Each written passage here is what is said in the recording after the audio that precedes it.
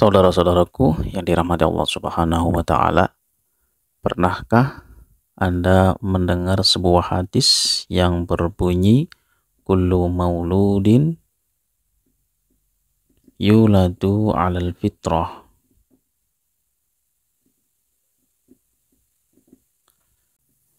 fa abawahu yuhawidanihi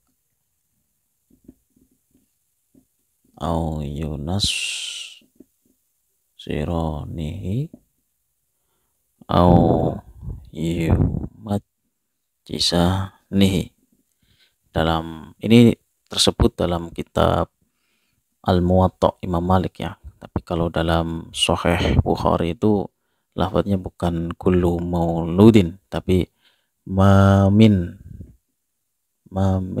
mauludin illa yuladu dan seterusnya. Ini ada perbedaan redaksi, tapi maksudnya sama, bahwa setiap anak itu dilahirkan dalam keadaan fitrah suci, dalam keadaan bersih putih tanpa dosa. Maka setiap anak yang lahir itu biasanya kelihatan cerah, menyenangkan, menyejukkan. Kalau dipandang itu membuat kita tersenyum ya, apalagi kalau anak tersebut, bayi tersebut tersenyum, karena dalam dirinya itu bersih tanpa dosa, walaupun non muslim. Ketika nanti sudah besar, maka bapaknya ini yang bisa menjadikan yang tadinya Islam bisa berubah menjadi Yahudi, Nasrani atau Majusi. Artinya apa? Bahwa abawahu ini adalah dalam konteks ini keluarga ya. Ini lingkungan keluarga bisa mempengaruhi pada si anak ini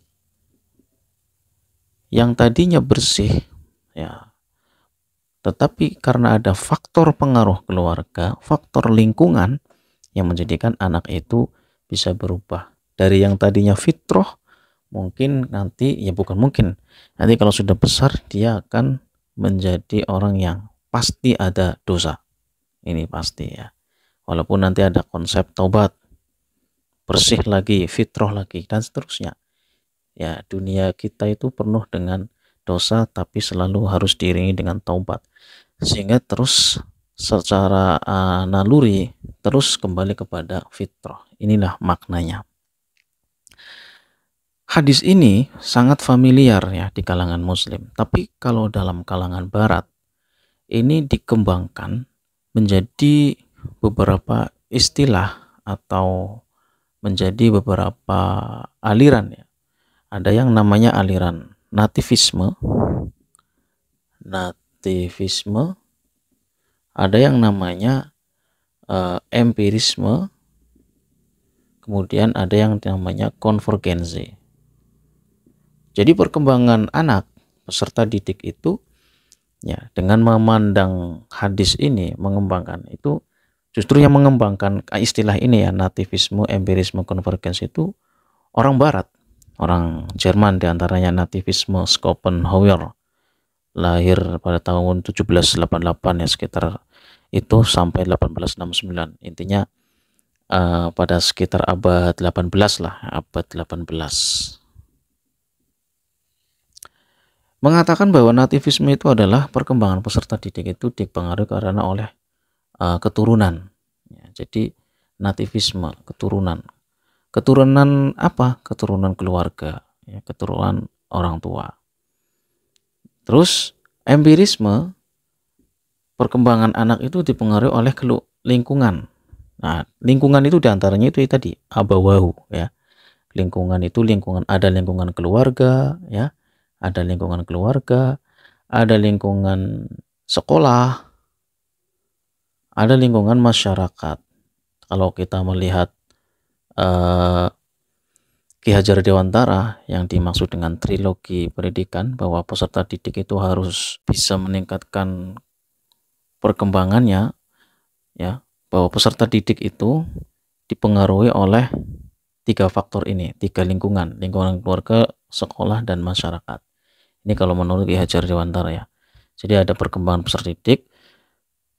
Kalau dilihat dari sudut pengaruh dari lingkungan, ini lingkungan ketiga ini. Nah, secara empirisme dipengaruhi oleh faktor ini. Tapi kalau secara nativisme ya, nativisme itu sebenarnya belum tercampur oleh keluarga secara lingkungan eksternal ya. Nativisme itu bicaranya masih internal ya, meskipun internalnya itu karena terpengaruh abawahu ini. Jadi abawahu, orang tua itu membawa saripati atau membawa keturunan yang secara otomatis menular kepada anaknya. Ini nativisme. Ya, berarti masih ada nilai-nilai fitrahnya, sucinya masih ada. Kemudian gabungan antara nativisme dan empirisme inilah yang dinamakan dengan aliran konvergensi, yang mencetuskan William Stern ya. Kemudian yang empirisme itu tokohnya diantaranya John Locke. Semuanya itu orang barat ya. Semuanya orang Jerman ya rata-rata. Jadi pada abad ke-18 itu ilmuwan barat sudah mulai mengembangkan hadis ini.